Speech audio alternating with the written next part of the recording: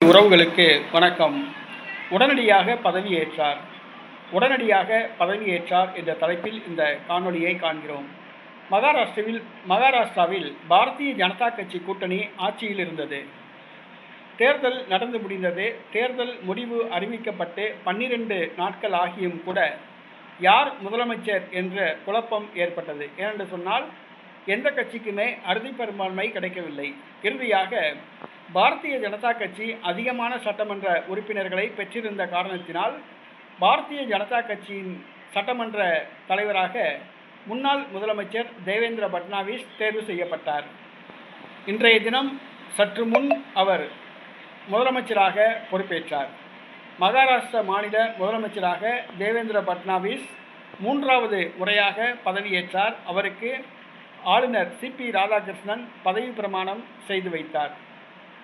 துணை முதலமைச்சர்களாக ஏக்நாத் ஷிண்டே, அஜித் பவார் ஆகியோர் பொறுப்பேற்றனர். சற்று முன் உடனடியாக பதவியேற்றார் தேவேந்திர பட்னாவிஸ்.